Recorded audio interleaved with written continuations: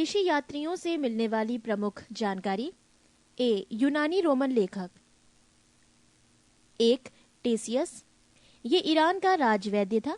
भारत के संबंध में इसका विवरण आश्चर्यजनक कहानियों से परिपूर्ण होने के कारण अविश्वसनीय है।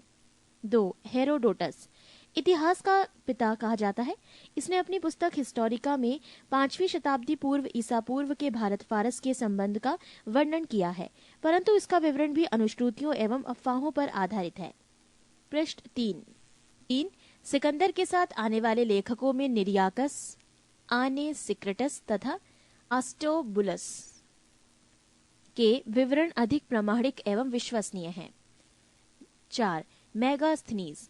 ये सेल्यूकस निकेटर का राजदूत था जो चंद्रगुप्त मौर्य के राज दरबार में आया था।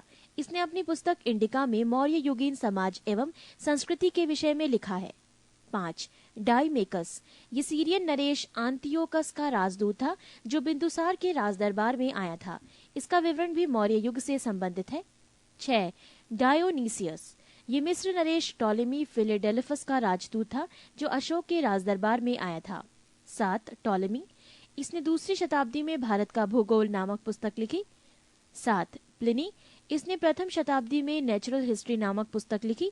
इसमें भारतीय पशुओं, पेड़ पौधों, खनिज पदार्थों आदि के बारे में विवरण मिलता है। 9.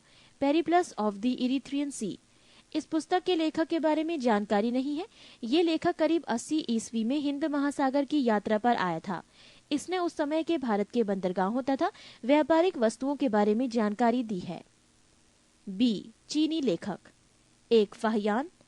ये चीनी यात्री गुप्त नरेश चंद्रगुप्त द्वितीय के दरबार में आया था। इसने अपने विवरण में मध्य प्रदेश के समाज एवं संस्कृति के बारे में वर्णन किया है। इसने मध्य प्रदेश की जनता को सुखी एवं समृद्ध बताया है। 2. संयुगन। ये 518 ईस्वी में भारत आया। इसने अपने 3 वर्षों की यात्रा में बौद्ध धर्म की प्राप्तियां एकत्रित की। 3. हुएनसांग। ये हर्षवर्धन के शासनकाल में भारत आया था। हुएनसांग 629 ईस्वी में चीन से भारतवर्ष के लिए प्रस्थान किया और लगभग 1 वर्ष की यात्रा के बाद सर्वप्रथम ये भारतीय राज्य कपिशा पहुंचा। भारत में 15 वर्षों तक ठहरकर 645 ईस्वी में चीन लौट गया। वो बिहार में नालंदा जिला स्थित नालंदा विश्वविद्यालय में अध्ययन करने तथा भारत से बौद्ध ग्रंथों को एकत्र कर ले जाने के लिए आया था। इसका भ्रमण वृतांत CU की नाम से प्रसिद्ध है, जिसमें 138 देशों का विवरण मिलता है। इसने हर्षकालीन समाज, धर्म तथा राजनीति के बारे में वर्णन किया है। इसके अनुसार सिंध का राजा शूद्र था। नोट: हुएनसांग के अध्ययन के समय नालंदा विश्वविद्यालय के कुलपति आचार्य शीलभद्र थे। 4. इत्सिंग। ये 7वीं शताब्दी के अंत में भारत आया।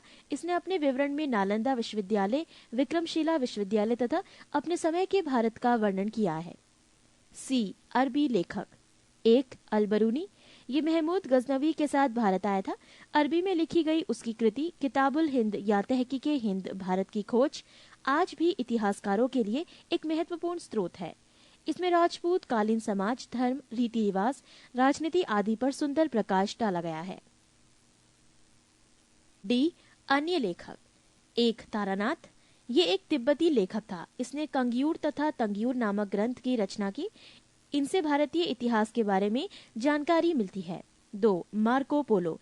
ये 13वीं शताब्दी के अंत में पांड्य देश की यात्रा पर आया था।